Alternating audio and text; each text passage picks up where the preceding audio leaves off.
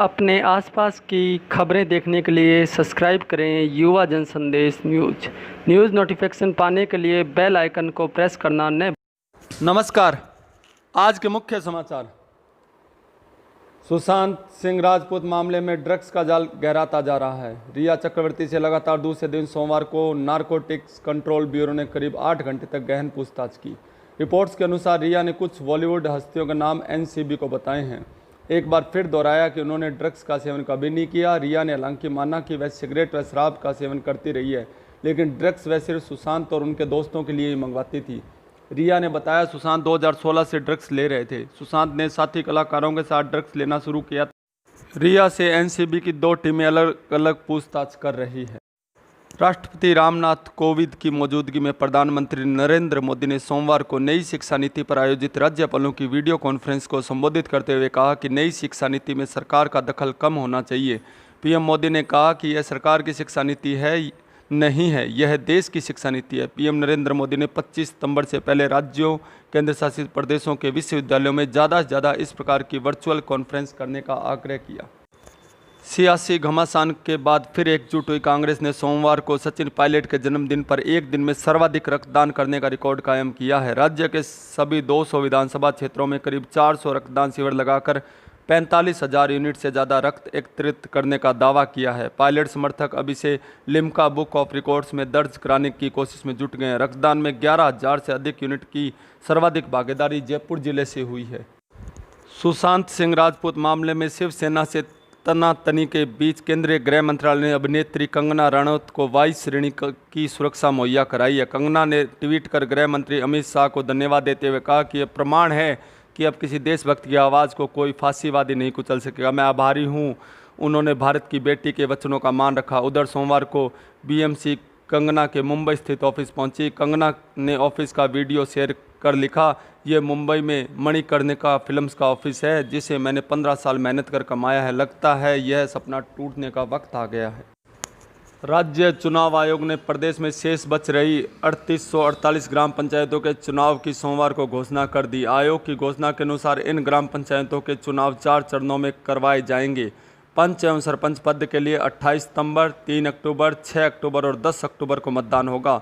पंचायत समिति और जिला परिषद के चुनाव अलग से होंगे। ये चुनाव कोरोना संक्रमण के कारण अप्रैल माह में स्थगित किए गए थे। चारों चरणों की लोक सूचना 16 सितंबर को जारी की जाएगी। मतदान का समय 7:30 बजे से 5:30 बजे तक रखा गया है। लक्ष्मणगढ़ में शहर के प्रतिष्ठित मिष्ठान भंडार रामदेव जी पेड़े वाले के कारखाने में एक सांप होने की सूचना पर सर्प मित्र व वन्य जीव विशेषज्ञ कैलाश चंद्र सैनी ने मौके पर पहुंचकर मादा कोबरा सांप को सुरक्षित रेस्क्यू करके जंगल में छोड़ा। गत सप्ताह में कोबरा सहित अन्य सांपों के 10 बच्चों को विभिन्न घरों से आबादी क्षेत्र से रेस्क्यू किया गया।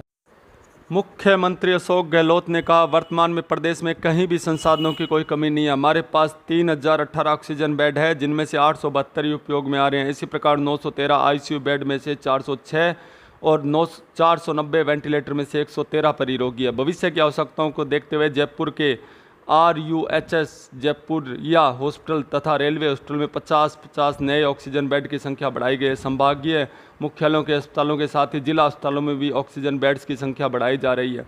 हम कहीं भी ऑक्सीजन बेड्स की कमी नहीं आने देंगे। प्रदेश में कोविड-19 के लिए 130 डेडिकेट्स अस्पताल चिन्हित है। इसके अलावा 292 कोविड केयर सेंटर स्थापित किए गए हैं।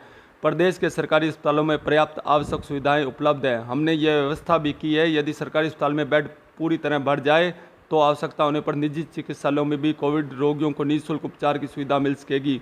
जिला कलेक्टर को इस संबंध में आदेश दे दिए गए हैं। साथ ही साधन संपन्न वे लोग जो स्वयं के खर्चे पर निजी अस्पतालों में उपचार कराना चाहे, उन्हें भी उचित दरों पर इलाज सुलभ करवाने के लिए निजी अस्पतालों व लैब में कोविड उपचार एवं जाँच की दरें निर्धारित कर दी गई ताकि किसी से अधिक राशि नहीं ली जा सके। राजस्थान हाईकोर्ट की जयपुर बेंच ने सोमवार को आदेश जारी कर राजस्थान सरकार के उस निर्णय को रद्द कर दिया गया जिसके तहत सरकार ने प्राइवेट स्कूल संचालकों को अभिभावकों से बच्चों की फीस न लेने के लिए पाबंद किया था।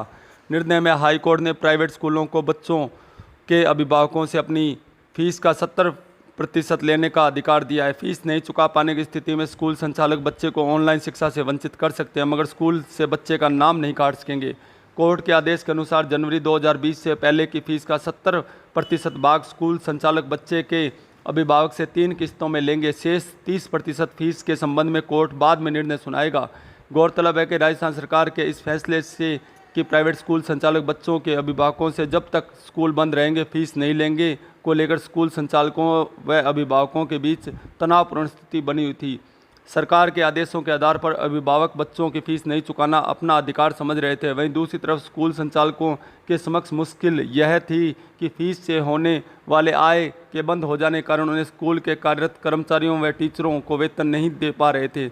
अदालत के इस निर्णय से स्कूल संचालकों तथा उनके यहाँ कार्यरत कर्मचारियों को राहत मिली है।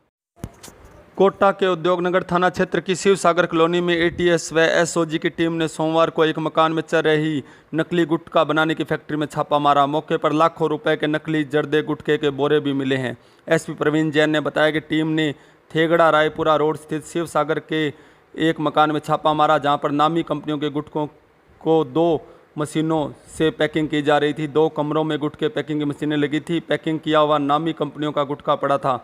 बाहर एक कमरे में तैयार नकली माल के बोरे भरे पड़े थे। साथ ही एक कमरे में जर्दा गुटखा बनाने कच्चा माल पड़ा था। पुलिस ने मौके से एक युवक को गिरफ्तार किया है। पुलिस उसे फैक्ट्री मालिक के बारे में पूछताछ कर रही है। महर्षि दयानंद सरस्वती विश्वविद्यालय के कुलपति प्रोफेसर आर.पी. सिंह के निवास पर सोमवार दोपहर एसीपी ने कुलपति के निजी बॉडीगार्ड को 2,20,000 रुपये की रिश्वत लेते रंगे हाथों गिरफ्तार किया।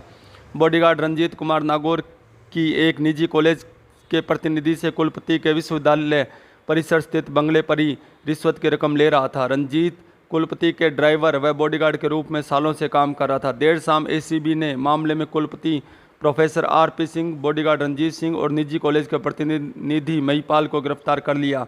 एसीबी इंटेलिजेंस को महर्षि दयानंद सरस्वती विश्वविद्यालय में निजी कॉलेज संचालकों से संबद्धता और परीक्षा केंद्र के नाम पर लेन देन के खेल की सूचना मिल रही थी।